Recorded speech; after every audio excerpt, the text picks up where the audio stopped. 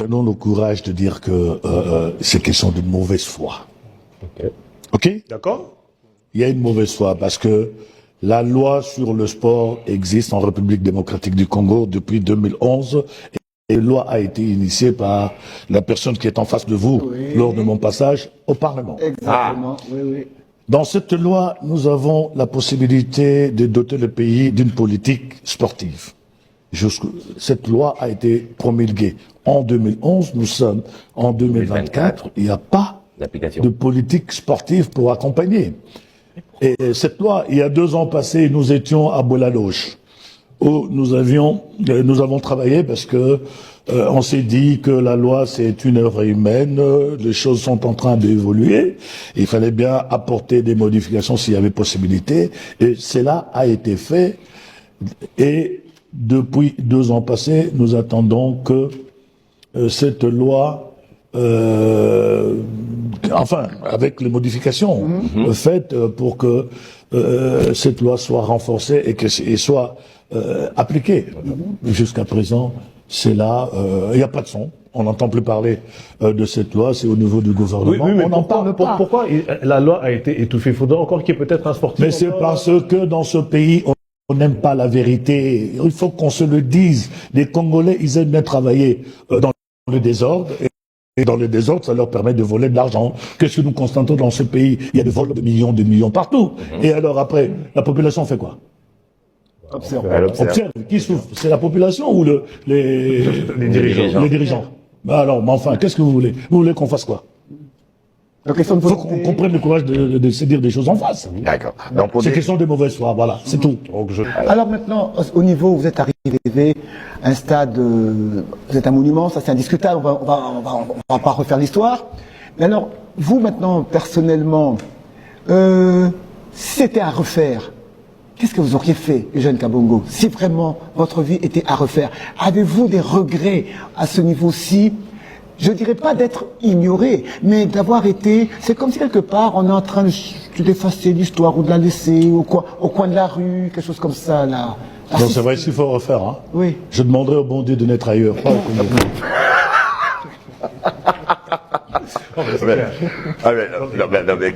C'est clair, mais c'est par rapport bien sûr à ce que vous avez vécu et à ce que vous vivez aussi. Qu'est-ce que vous voulez? Vous pouvez crier du matin au soir, ils s'en foutent complètement. Ça rentre là, ça ressort de l'autre côté. Vous voulez qu'on fasse quoi?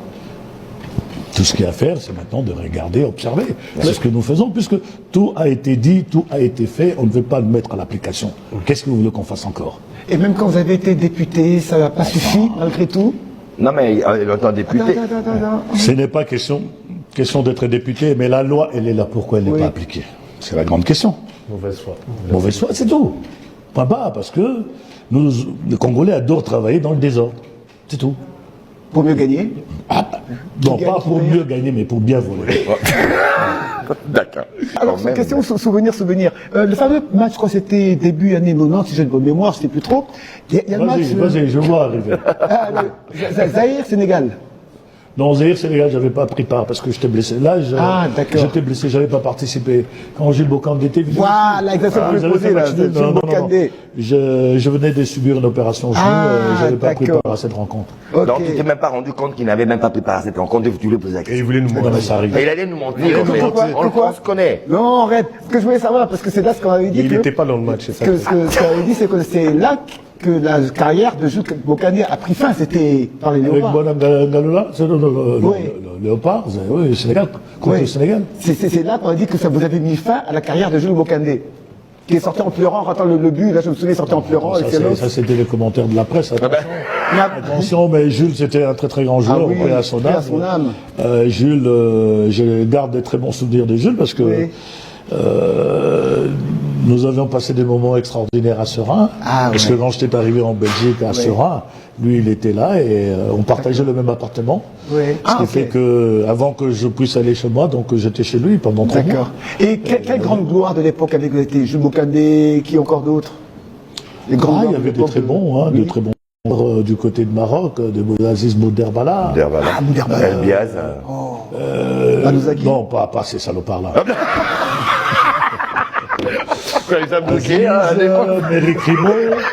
N'est-ce pas? Non, bah, lui, c'était un beau salopard. Algérie, Malouzaki? non, l'avant-centre qui avait joué au Porto, champion d'Europe. Il n'était pas encore né. Ah, moi, lui. Faut pas être né au temps. Non, c'est un très grand joueur algérien. Hein. D'accord. Je l'avais remplacé à Paris, et puis ok. de Paris, lui, il était parti à Porto. D'accord. Les noms m'échappent. Voilà, donc il y avait des très grands joueurs. Quand vous allez du côté de la Côte d'Ivoire, J'entends. vous avez Fofana, C'est un débat. Enfin, non, ouais. un très grand. Et voilà, donc il y avait Makanaki, c'est. du côté de Cameroun, Oui. mon ami et frère Roger Mila, sa bande, ouais, donc ouais. voilà, donc il y avait des très bons joueurs. D'accord. Et génération actuelle en Afrique. Pour vous, qui c'est? Non, Si vous donnez citer un ou deux noms comme ça, emblématiques. Georges Weah, Georges, Georges Lafayette. JJ Okocha. Oui, il y a GG, il y a C'est pas toi qu'on pose la question, c'est quoi? GG, il y a l'Ivoirien Touré. Drogba, il y a Touré, Oui. il y a eu de grands, et puis du côté Cameroun, Eto'o, donc il y a eu de très grands joueurs. Oui, Okocha. Son fils est en train d'arriver, hein, le fils d'Eto'o. Nigeria 21 aussi, ans. il y avait des très bons joueurs, les Keshi, la bande d'Akeshi. Zambie à côté, il y avait des très bons joueurs, des Kalusha Boya. Comme au Brazzaville, d'ailleurs demain, je vais traverser à Brazzaville pour aller enterrer Ndomba Jomètre, avec qui j'avais eu la chance de jouer avec lui à l'Olympique Lyonnais. Ngakoso Toubou. Pardon? Ngakoso Toubou. Il y avait eu de très grands Ndomba Jomètre, les Mbama Koukou et consorts, donc il y avait eu des très joueurs au niveau de l'Afrique. Oui. Magnifique. Ok. Magnifique. Encore, je vais vous appeler papa, mais Ah bah oui, il y a de quoi. Eugène Kabongongo. C'était un plaisir. Non, il s'est permis après l'émission. Ouais, après l'émission. Après l'émission, c'est autre chose. Alors, non, bah, en tout cas, Eugène Kabongo, c'était un plaisir pour nous de vous avoir sur ce plateau parce qu'on s'était dit qu'on ne peut pas faire cette émission sans Eugène Kabongo. Vous avez répondu à l'invitation. Exactement. Et surtout un 30 octobre. Merci d'avoir pensé à moi et merci aux téléspectateurs que nous. C'est une façon de vous honorer. Vous le méritez. Merci, c'est gentil, ça me va droit au cœur. Et anticipativement, bon anniversaire. Hein.